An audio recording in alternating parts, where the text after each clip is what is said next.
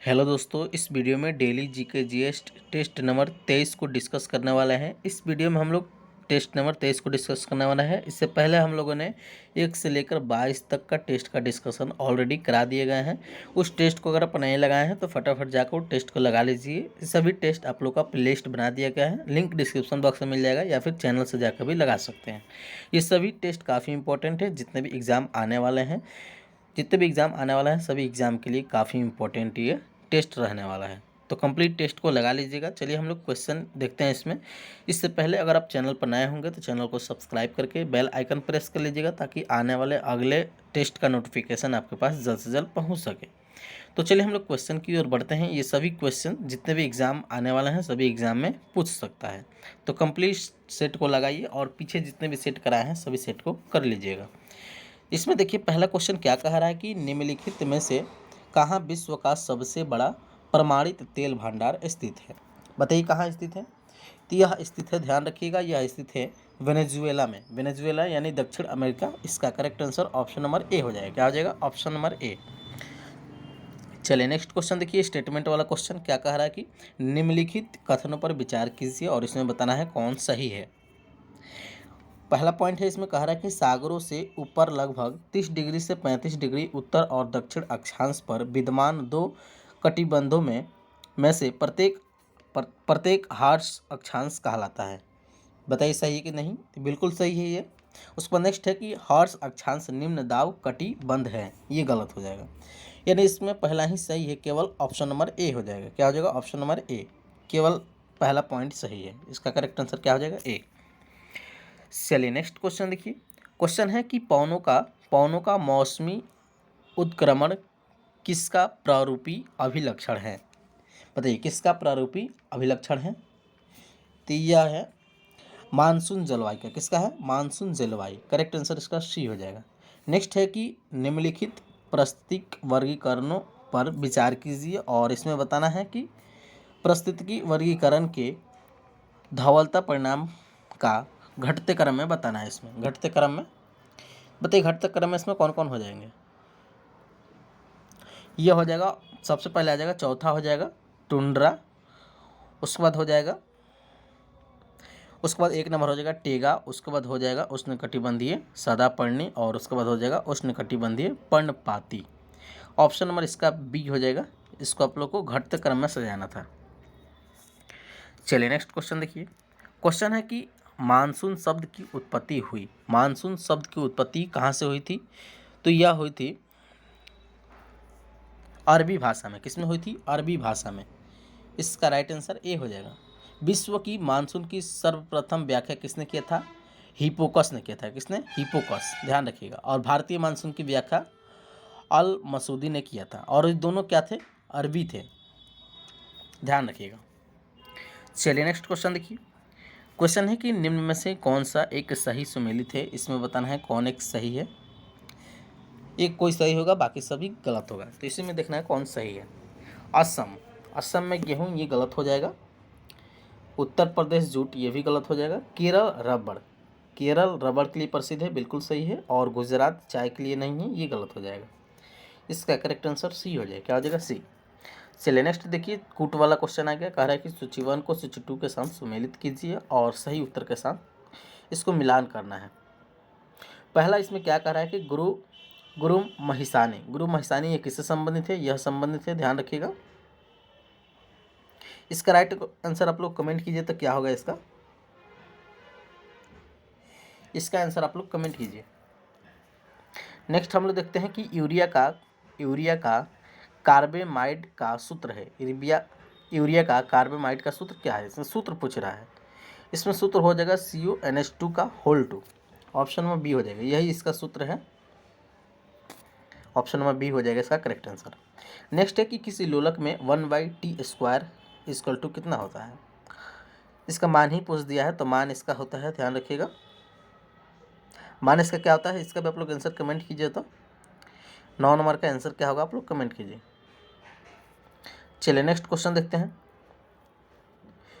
Question है कि एक सरल लोलक को एक लिफ्ट के अंदर समायोजित किया जाता है तो आवर्तकाल अधिकतम होगा जब लिफ्ट जब लिफ्ट क्या होगा तो नीचे की ओर त्वरण के साथ गतिमान हो, त्वरण यानी एक्सेलरेशन के साथ क्या हो, गतिमान हो तभी।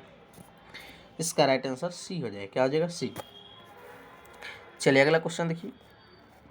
नेक्स्ट क्वेश्चन क्या कह रहा है। क्वेश्चन है कि दुर्घटना के पश्चात एक मनुष्य की स्मृति एवं बोलने की क्षमता खत्म हो जाती है तो उसके मस्तिष्क का कौन सा भाग प्रभावित होता है। इसमें होता है सेरिब्रम। क्या होता है, सेरिब्रम यानी प्रमस्तिष्क। यही हम लोग का ब्रेन का मेमोरी होता है। करेक्ट आंसर इसका ऑप्शन नंबर ए हो जाएगा। क्या हो जाएगा, ए। संतुलन का केंद्र किसे कहते हैं, तो सेरिबेलम को, जिसे अनुमस्तिष्क भी कहा जाता है। अगला क्वेश्चन है कि निम्नलिखित में कौन विस्फोटक नहीं है। इसे बताना है कौन विस्फोटक नहीं है, तो BHC नहीं है, ये विस्फोटक नहीं है। चलिए नेक्स्ट क्वेश्चन है कि पौधे में वे कार्बोहाइड्रेट जिन्हें तुरंत उपयोग नहीं किया जाता है उन्हें निम्नलिखित में से किस रूप में संग्रहित किया जाता है। तो यह किया जाता है स्टार्च के रूप में। किसे, starch, polysaccharide. Correct answer option number C हो जाए। क्या हो जाएगा, सी। अगला क्वेश्चन है कि निम्नलिखित में से किन ऊतकों में कोशिकाएं जीवित होती है और लंबी कोनों पर अनियमित रूप से स्थूल होती हैं। इसमें कौन होती है, तो इसमें हो जाएगा कॉलन कायमा। क्या हो जाएगा, कॉलन कायमा। करेक्ट आंसर इसका डी हो जाएगा। क्या हो जाएगा, कॉलन कायमा। राइट आंसर इसका डी हो जाएगा, ध्यान रखिएगा। चलिए नेक्स्ट क्वेश्चन। क्वेश्चन है कि निम्नलिखित में से किस अणु में द्विबंध नहीं है। इसमें बताना है कौन द्विबंध नहीं है। C2H2 इसमें द्विबंध नहीं है। करेक्ट आंसर इसका सी हो जाएगा। क्या हो जाएगा, सी। क्या हो जाएगा इसका करेक्ट आंसर, सी हो जाएगा। चलिए अगला क्वेश्चन देखिए। अगला क्वेश्चन कह रहा है इसमें कि निम्नलिखित में से कौन सा एक धनायन है। इसमें बताना है कौन धनायन है। धनायन इसमें कौन हो जाएगा, तो इसमें हो जाएगा अमोनिया हो जाएगा, NH4, अमोनिया हो जाएगा इसका। चलिए नेक्स्ट क्वेश्चन कह रहा है कि जब हम आवधिक तालिका के समूह में नीचे जाते हैं तो क्या होता है। बताइए, नीचे जाते हैं तो क्या होता है, तो इसमें सेल की संख्या बढ़ जाती है। सेल जो होता है उसकी संख्या में क्या होती है, बढ़ोतरी होने लगती है। चलिए अगला क्वेश्चन देखिए। क्वेश्चन है कि निम्नलिखित में से कौन सा कथन गलत है। इसमें बताना है कौन सा कथन गलत है। बताइए तो कौन गलत है इसमें। इसमें देखिए पहला ही गलत है। कह रहा है कि ठोस पदार्थों का आकार अनिश्चित होता है जबकि निश्चित होता है। यही गलत हो जाएगा। गलत पूछ रहा है तो ये गलत हो जाएगा। बाकी ये सही है कि ठोस पदार्थों का आयतन निश्चित होता है और ठोस पदार्थ कठोर भी होते हैं और ठोस पदार्थ लगभग असंप्रिय होता है। ये तीनों पॉइंट बिल्कुल सही है, लेकिन पहला गलत है, इसलिए इसका राइट आंसर ए हो जाएगा। क्या हो जाएगा, राइट आंसर ए हो जाएगा। चलिए अगला क्वेश्चन देखिए।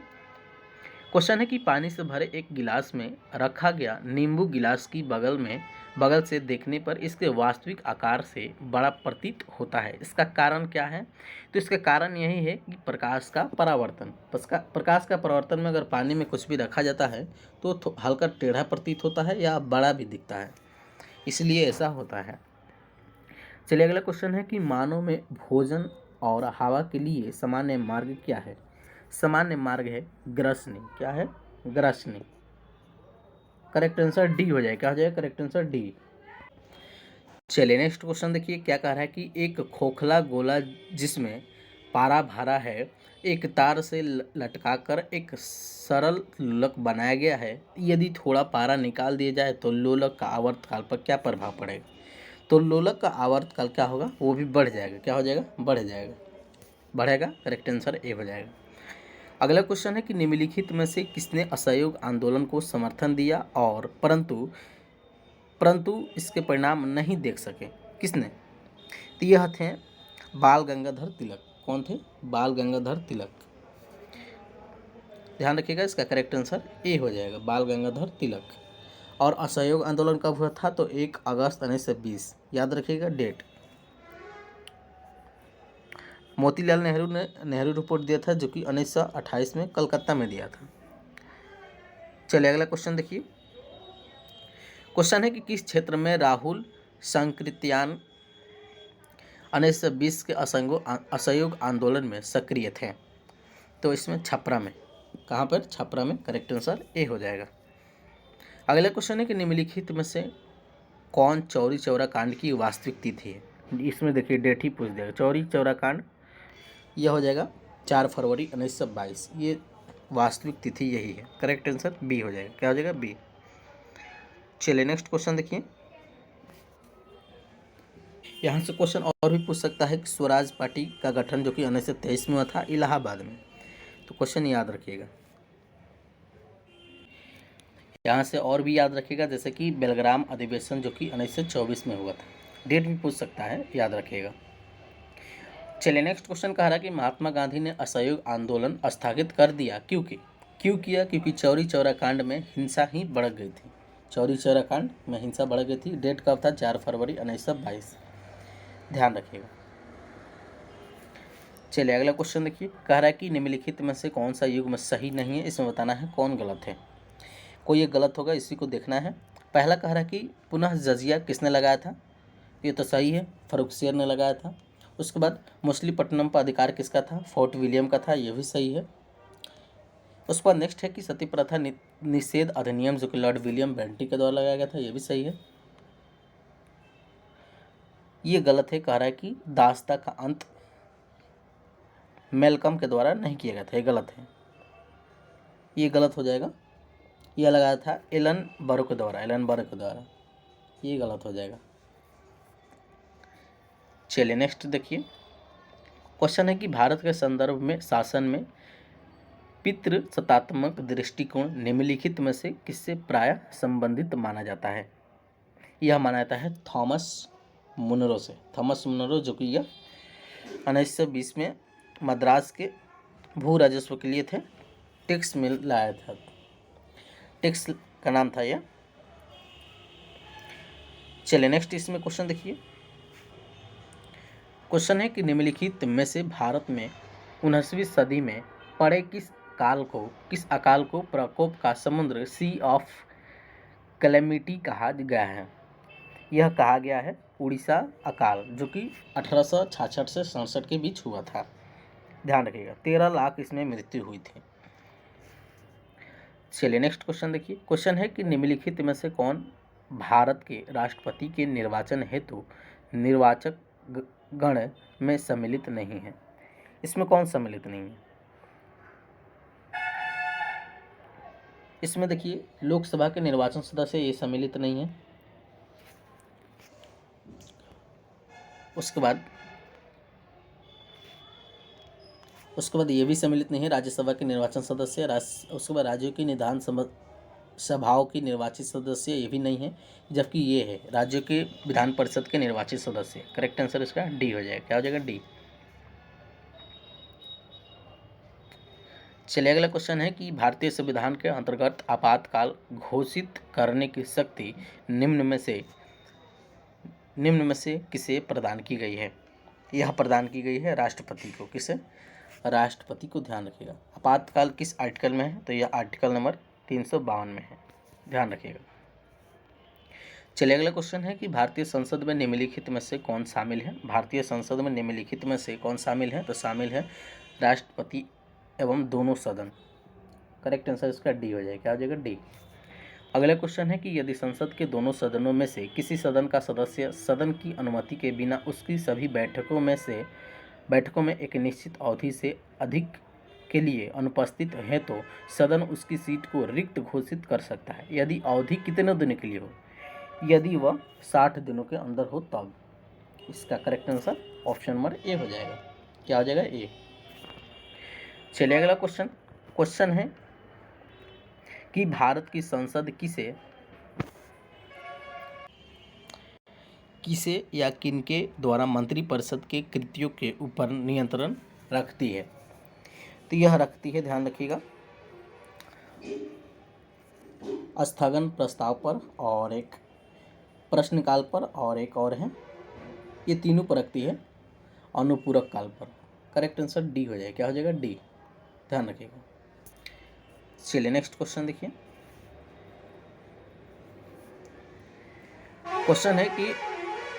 क्वेश्चन है कि निम्नलिखित में से कौन सा कथन सही है? इसमें बताना है कौन सही है।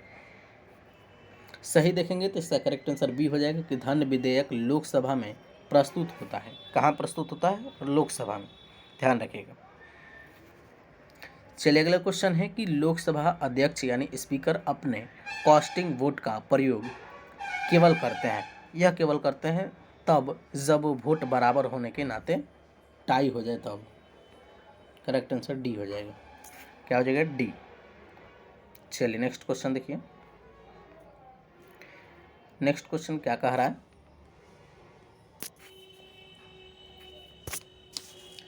क्वेश्चन है कि क्रॉस डिमांड के बीच कार्यात्मक संबंध व्यक्त करता है।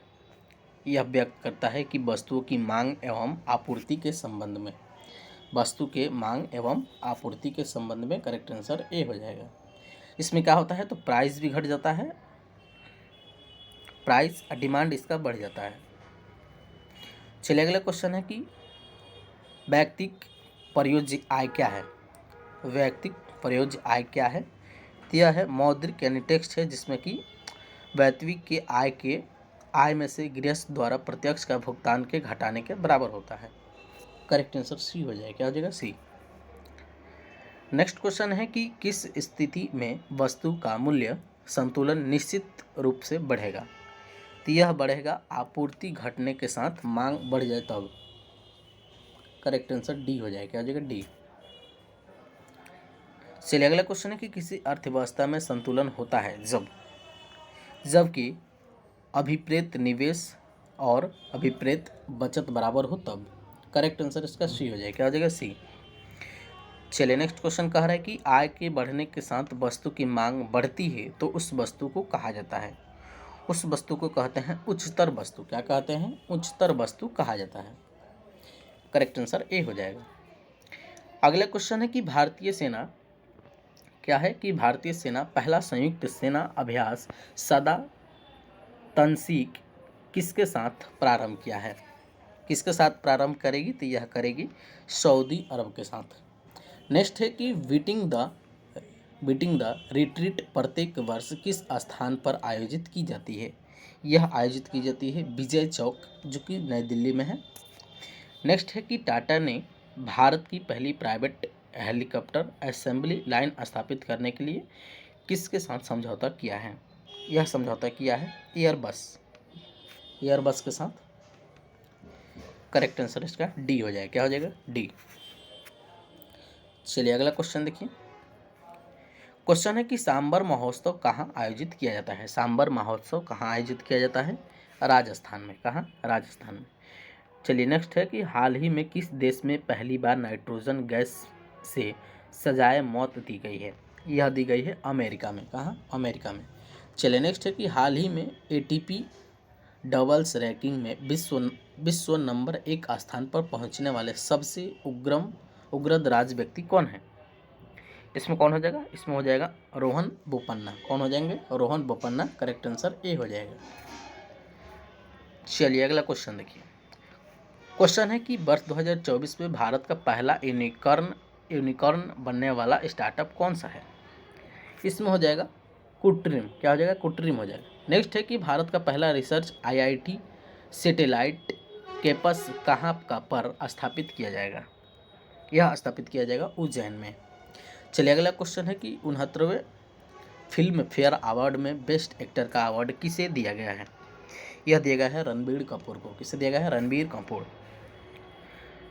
चलिए नेक्स्ट क्वेश्चन देखिए। कह रहा है कि 69वें फिल्म फेयर अवार्ड में बेस्ट एक्ट्रेस का अवार्ड किसे मिला है? तो यह मिला है आलिया भट्ट को। किसे मिला है? आलिया भट्ट को। तो ये रहा टेस्ट नंबर 23 हम लोग का कंप्लीट हो गया। इससे पहले हम लोगों ने 1 से लेकर 22 तक टेस्ट ऑलरेडी करा चुके हैं। उस टेस्ट को आप जाकर फटाफट लगा लीजिए। लिंक डिस्क्रिप्शन बॉक्स में मिल जाएगा या फिर चैनल पर प्लेलिस्ट बना दिया गया है। ये सभी टेस्ट आने वाले एग्जाम के लिए काफ़ी इंपॉर्टेंट है, जैसे कि बिहार पुलिस, बिहार दरोगा, NTPC, उसके बाद RPF constable, SSC, BPSC, Bihar SSC, सभी एग्ज़ाम के लिए काफ़ी इंपॉर्टेंट है। तो ये टेस्ट को लगाते रहिए। ये टेस्ट खान सर के द्वारा डेली लिया जाता है, जो कि आपके साथ हम प्रोवाइड करते हैं। ये टेस्ट जितने भी कराए गए हैं सभी टेस्ट आप लोग को दे दिया जाएगा। तो कंप्लीट टेस्ट को लगाइए। चलिए नेक्स्ट वीडियो में मिलते हैं अगले सेट के साथ।